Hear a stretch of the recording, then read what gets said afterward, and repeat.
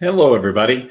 We were off last week, so I apologize for not having new content for you. And this week, we're shifting the start time for Clear Path Leadercast to noon on Thursdays, away from 5 on Thursdays.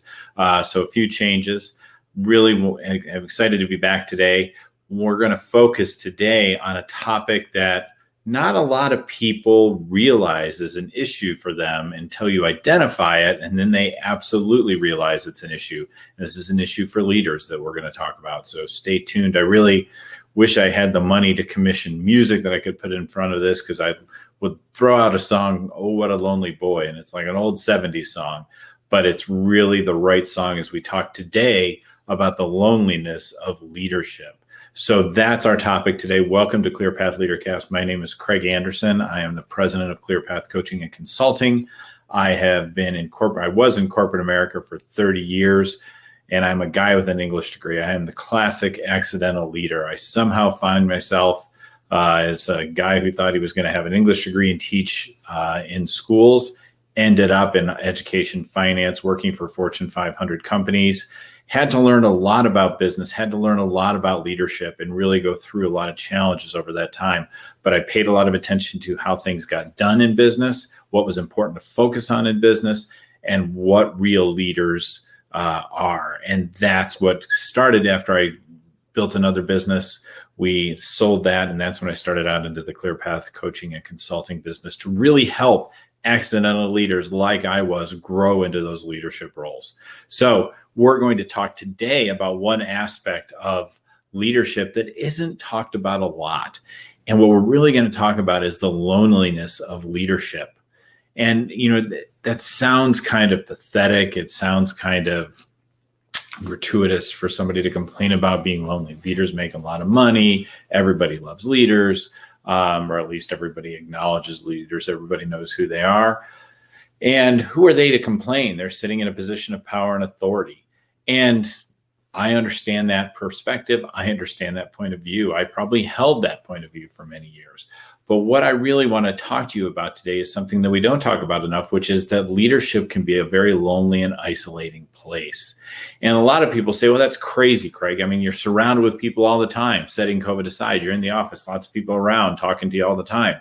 And so you're around people. How can you possibly say leadership is lonely?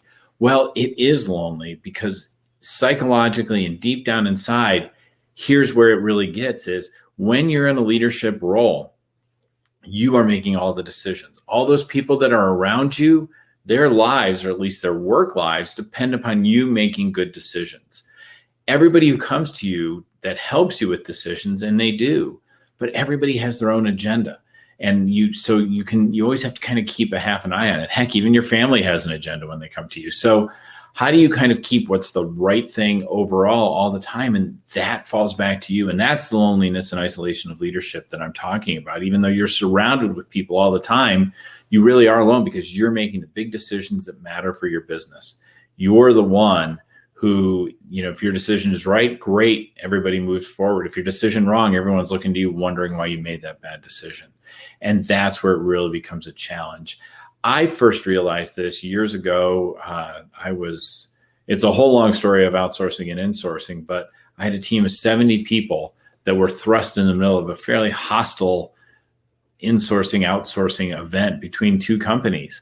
And I knew that the key to success was to keep my team together. And I had to hold that team together throughout the legal and other posturing that was going on during that time. And I remember sitting down on a Saturday night, having gone through all this all week long, and it went on for weeks. But my family was out of town. It was a Saturday night, and I was just sitting there in my house, just churning and churning because I had nowhere else to turn. I was this man on an island, this person on an island where I had to carry the weight of all these decisions. And what I knew, whatever decision I made for myself was going to drive what other people did. So I felt the weight of that decision. And that really is what drives to the loneliness, is you are feeling the weight of these decisions. It all comes down to you. And that's where it can become very isolating for the leader. And so what do you do? I mean, if you're not careful, you can kind of just spin yourself up into all the weightiness of this decision. And it can cause a lot of problems. It can cause physical illness. It can cause, through stress. It can cause depression. It can cause a whole lot of problems. And, leaders have to figure out ways to manage all that stress, because they look around and they say, well, I'd like to talk to them, but they're going to think about what's in it for them. And they're going to think about what's in it for them. And I can't make the decision and then blame everybody. I mean, actually, a lot of leaders do that. They make the decision, it's the wrong decision, and they blame the people around them. That's leadership weakness. And honestly, that pisses me off, because when we are leaders, everything comes back to us. The buck stops here. We make the decisions. We own the decisions. We can't turn around and blame everyone around us for the bad decision we make. Even if we got bad information, we're the ones who should have gotten to the right source of that information. That's what's so crucial for leaders. And it's a leadership failure when you start blaming the people around you for your own shortcomings. Sorry, long story to the shorter kind of a diatribe. But when you're a leader, you have this feeling that you have to take on all these decisions. And ultimately, through that personal crisis that I went through in that time, fortunately that worked out well, but it was a rough time. And, the people looked to what I did. They followed me. Fortunately, one day I had kind of I wouldn't say a breakdown, but one day my frustration was clearly showing. And I had kind of a guy who worked for me who was older than me and had been around and had been through a lot of mergers. And this was in outsourcing, insourcing, and I hadn't. And he came to me and he said, Craig, look, everyone's looking to you. If you start losing it, if you start letting the frustration show or the anxiety show, it's going to permeate through the organization. You set the standard, you set the tone. And that is just great. And that's great. And that's true. But it just increases that feeling of isolation. So the toll of leadership can really start to wear down on you. I actually had somebody tell me that great leaders are the ones who can bear the pain of leadership more than other people. And that's a disturbing quote in some ways, but also such a true quote, because it is painful to carry that load. It is really a difficult challenge. And I don't think people think about that when they step into leadership roles. They're just happy to get promoted. And once you're in it, and for a while it does feel great, but then you start to sense the weight of these decisions. And so that's where the physical toll can come in, where the mental toll and emotional toll can come in. And you start to realize that I can't continue to do this all by myself. What can you do as a leader to reduce that isolation? And I've had people kind of throw out, well, you need to build relationships with your people, and and all those things are important, but they're not going to reduce that feeling of isolation in leadership. It's one of my favorite scenes in the end of Star Trek: The Next Generation. All the direct reports to Captain Picard have a regular poker night, and in the very last episode, he kind of shows up and is surprised he hasn't done it before. And and that's a great heartwarming thing, and it is good for you to have a great relationship with your leadership team. That doesn't supplant the fact that you are still the one ultimately making the decision. So build that community, but where can you get people who understand what you're going through? And that's where we start shifting into solutions for the loneliness of leadership. One, and I'll just get this out of the way, coaching. That helped me. I hired an executive coach to help me with the decision process, to help me not feel like I'm carrying all this weight, to help me sort through those feelings that I had, and to help me kind of put perspective on things.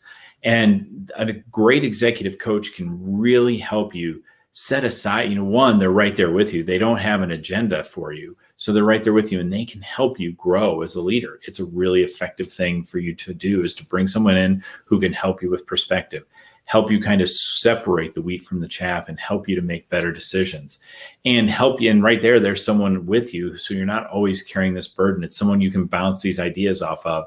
And so you start to feel less isolated. So that's one thing that you can do. And if you're interested in that, I would love to talk to you about it. You can just shoot me an email at craig@clearpathcoaches.com, and we can set something up. Next thing for you to do is think about, where can I find maybe a peer or a couple of peers, other leaders. Sometimes that's within your same organization. That depends a lot on your culture. Sometimes it can be with leaders outside your organization who are similarly situated. Craig, why are you saying that inside your company that might not be as good of an idea? Well, it depends a lot on the culture of the company. I've been in companies where, it's kind of, not stated, but kind of happens. And it's part of the culture that those equal leaders are kind of competing with each other for resources. And, you don't really want to be vulnerable or bare your soul if you're worried that person's going to go somehow take resources away from you. So sometimes we have these kind of dysfunctional organizations that reward bad behavior. So you don't want to be in that place. So I don't encourage, so sometimes you have to read the room, you have to read and understand what's going on in your company. But that may be a challenge for you to find peers that you can commiserate with and who can provide support to you. But if you have an opportunity to build relationships with leaders who are similarly situated to you, maybe you're a business owner, find a community of other business owners who are dealing with the things that you're dealing with. It will help you in so many ways because one, you'll see that these issues that feel so huge and so weighty to you, and they are, but they're not unique to you. Everybody's dealing with those issues. And with the right mix of people around in this group that you build of peer leaders, you're going to find that sometimes those leaders have dealt with those things that you're actively dealing with today, and they can help you think through that process. The beauty of having these peer leaders together, it becomes a community of people who are only there because you provide them support and they provide you support. There's no, side things coming in where they need something or want something. It's really kind of a mutual thing. And that community of like-minded leaders can really help you with carrying that burden, help you think through what's going on. It's a crucial piece of a group experience, being a peer group or group coaching experience, whichever those things you might want to do. But it helps you to kind of gain perspective. It helps you to find support and get some input that you can value and trust. And frankly, a group to hold you accountable as you go through some of those difficult decisions.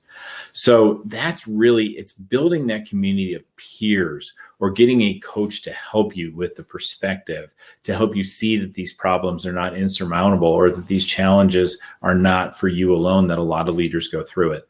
So that's what I would really encourage you to think about. So if that's something you're interested in doing, reach out to me. I would love to talk to you about how we can really address those specific things that are making you feel lonely and isolated as a leader and find solutions that will help you break through that isolation, help you break through that loneliness so that you can start to become, really that, have the life that you want. I know one leader I talked to, it was so bad for him. His family and his friends were like, "Are you okay? What's going on with you?" Because this really can come out of the office and impact your whole life. So it's really crucial for you to solve this.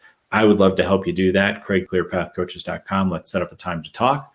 Or if you want, you can just set up that group yourself. Find a group of trusted peers and set yourself up. So that is this week's episode of Clear Path Leadercast. If you want to know more about yourself, we've had the scroll down across the bottom for this whole episode on you can take a core values index. Will really help you know where your energies are and how you interact with teams. Great assessment there. Can talk to you about that as well.